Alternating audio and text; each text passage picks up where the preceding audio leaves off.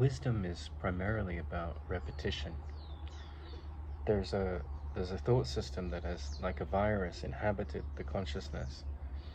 And if you have a very dirty refrigerator, it's been left in a trailer for years, and this goo and this dirt and this muck has taken over it. That's a little bit like the beginner's mind. Um, Not the meaning in Zen where you come to things with freshness and you're like ever new and ever learning. Not the meaning of beginner's mind in that sense, but more like, you know, the mind that is prone to ups and downs, depression, upset, anger, irritation.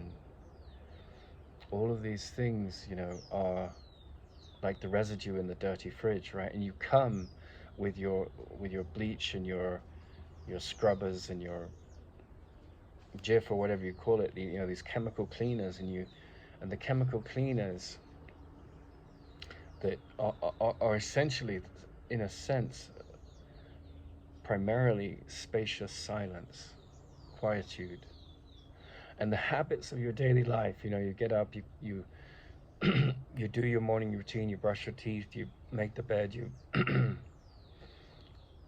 and if you're chronically depressed, you may suffer with that kind of thing. But wherever you're at, you have to you have to clean this dirty refrigerator which stores the food which feeds you, right?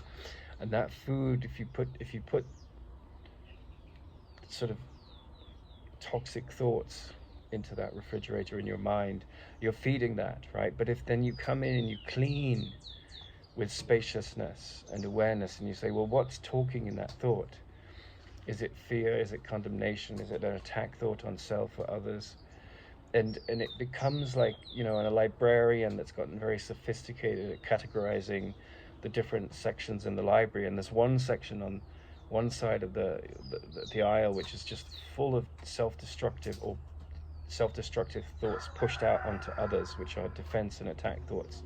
And then on the other side of the aisle, there's sort of this gentle, nurturing, patient, tolerant, loving, joyous state which embraces all, condemns none, including self. And that's the cleaners. And married with that is this immense sense of spaciousness and quietude. And basically, you're like the librarian. You're saying, okay, that's coming from fear, and you're putting all those books of thoughts in your mind on the left hand side, and all that's healing and wise on the right. And over time,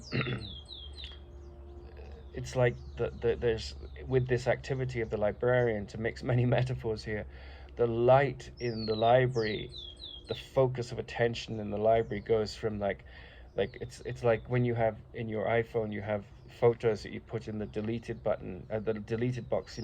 That's put out of the way. You have to go to deleted, and you have to empty it, right?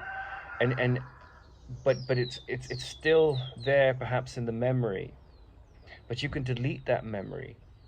You can create space in the consciousness for like more focus, more light being put on this side of the library on the right, which is the healed mind. And then the wounded healer, or the wounded antagonist of your story, he gets relegated in a healthy way to this discerning, discriminating wisdom that puts it aside and says, that's no longer who I am, that's not where I find meaning, right? And it's this just gradual process. And this is what it's like to clean the refrigerator, the storage house of your thoughts, which is the mind. And the decision maker in your mind is in charge of this process. And